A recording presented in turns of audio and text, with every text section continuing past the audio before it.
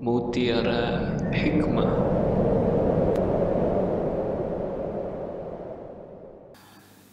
Telah berlalu bagi kita semuanya bahwasanya zikir ini adalah amalan yang sangat agung, amalan yang sangat utama yang tidak boleh absen dari diri kita. Dalam setiap hari yang kita lalui, hendaknya kita basahi lisan kita dengan banyak berzikir kepada Allah Subhanahu wa taala. Namun jemaah, zikir kepada Allah Subhanahu wa taala itu tidak hanya terbatas mengucapkan subhanallah, mengucapkan alhamdulillah, mengucapkan Allahu akbar, demikian pula mengucapkan la ilaha illallah.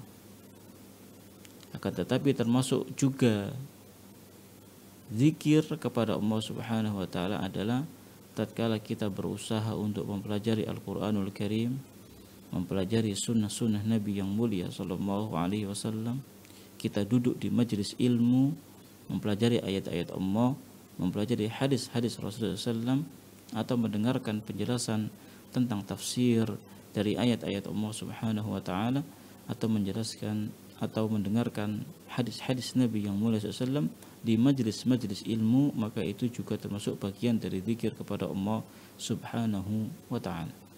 Nanti insya Allah akan diterangkan oleh Syekh di pembahasan ini. Jadi ma'asyiral muslimin rahimani wa rahimakumullah, cukuplah hadis yang sering kita dengar atau mungkin sering kita baca bahwasanya kekasih kita, Nabi kita yang mulia sallallahu alaihi wasallam telah berpesan kepada kita melalui sabda beliau sallallahu alaihi wasallam, bahwasanya beliau mengatakan la yazalu lisanuka ratban bidzikrillah, hendaknya senantiasa lisanmu itu basah dengan zikir kepada Allah Subhanahu wa taala. Kalau kita tidak sedang duduk di majelis ilmu, kita sedang berjalan, kita sedang berbaring, atau dimanapun kita berada, maka jangan pernah lupakan kita untuk senantiasa berzikir kepada Allah Subhanahu wa ta'ala. Tatkala kita masuk ke dalam masjid, maka jangan lupa untuk berzikir kepada Allah Subhanahu wa ta'ala. Ada doanya tatkala kita masuk ke dalam rumah Allah Subhanahu wa ta'ala. Demikian pula tatkala kita keluar dari masjid, kita masuk rumah, kita keluar dari rumah, kita masuk kamar mandi, kita keluar dari kamar mandi, kita mau makan, kita mau tidur, ya, setelah makan dan setelah tidur pun semuanya itu ada aturannya di dalam syariat kita.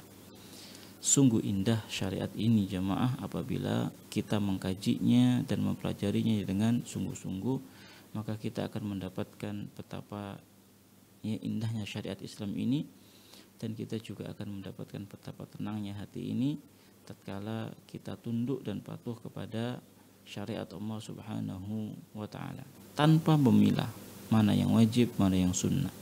Ya, yang wajib kita prioritaskan, kita kerjakan dengan sungguh-sungguh, kemudian kita berusaha untuk mengamalkan sunnah-sunnah, ya, atau perkara-perkara yang disyariatkan namun hukumnya tidak sampai derajat wajib.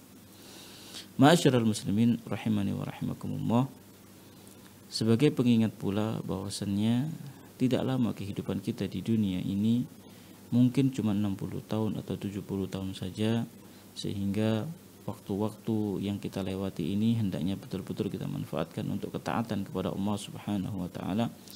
Kita berusaha semaksimal mungkin dalam setiap hari yang kita lalui itu penuh dengan catatan-catatan amal-amal kebaikan, penuh dengan pahala-pahala, sehingga tatkala kita meninggal dunia nanti betul-betul kita meninggal itu sebagai istirahat bagi kita, istirahat dari beramal saleh, karena waktu atau masa beramal itu hanya ada di dunia ini saja.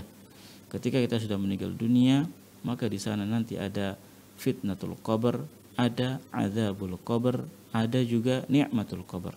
Kalau fitnah kubur, ya, semua manusia pasti mengalaminya kecuali orang-orang tertentu yang memang dikecualikan. seperti orang yang meninggal di medan pertempuran itu tidak terkena fitnatul kubur. Adapun nikmat kubur dan adab kubur ini pasti. Nikmat kubur diberikan kepada orang-orang yang senantiasa taat kepada Allah Subhanahu wa taala, ikhlas dalam melaksanakan setiap ibadah yang ia lakukan. Kemudian adzabul qabr ini diperuntukkan kepada orang-orang yang tidak mau nurut atau tidak mau mengikuti arahan dan petunjuk Allah Subhanahu wa taala dan Rasulnya sallallahu alaihi wasallam.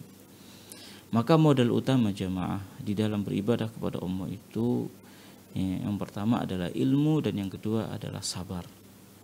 Kita memang harus bersabar. Yang sebenarnya itu adalah untuk kebaikan diri kita sendiri.